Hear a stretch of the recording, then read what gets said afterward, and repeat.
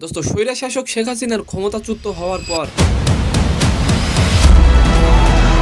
ভোটের মাধ্যমে দেশে একটি নতুন সরকার নির্বাচিত করার আগে নানা ধরনের সংস্কার দরকার। বাট প্রধান উপদেষ্টা এবার জানালেন কোন তারিখে ভোট হতে পারে। অ্যান্ড সেকেন্ড নিউজটি থাকবে দোস্ত, ভারত পাকিস্তানে যাবে না, তাই আইসিসি চ্যাম্পিয়ন্স ট্রফি অন্য ভেন্যুতে সরিয়ে নিতে চাওয়ায় ভারতকে যা মনে করিয়ে দিলেন শহীদ আফ্রিদি। সালাম, নমস্কার দোস্ত, অন্তর্বর্তী সরকারের প্রধান উপদেষ্টা অধ্যাপক ডক্টর মোহাম্মদ ইউনূস জানিয়েছেন সংস্কারের গতি নির্ধারণ করবে বাংলাদেশ কত তাড়াতাড়ি নির্বাচনে যেতে পারবে।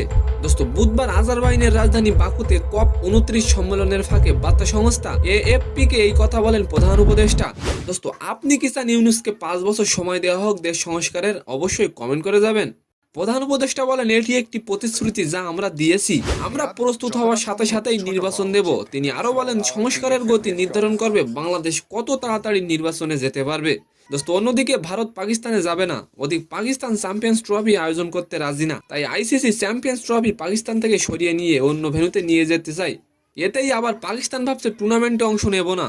এ কারণে সাবেক প্লেয়ার শহীদ আফ্রিদি এগিয়ে এলেন এই সংকটে, ভারতকে দিয়েছেন বন্ধুত্বের বার্তা। আফ্রিদি বলেন ভারত সরকার পাকিস্তানে দল পাঠানোর ব্যাপারে নিজেদের কঠোর অবস্থানে রাখছে, কিন্তু আফ্রিদি বলেন চ্যাম্পিয়ন্স ট্রফিতে সব দলকে পাকিস্তানে দেখব, আমাদের উষ্ণতা মেহমানদারি নিয়ে তারা অবশ্যই ফিরবে। তো সম্মানিত দর্শক, আজকের ভিডিওটি কেমন লাগলো অবশ্যই কমেন্ট বক্সে জানাবেন। আর ভিডিওটি যদি ভালো লাগে অবশ্যই একটি লাইক দিয়ে আমাদের চ্যানেলটিকে সাবস্ক্রাইব করে দিবেন। ধন্যবাদ।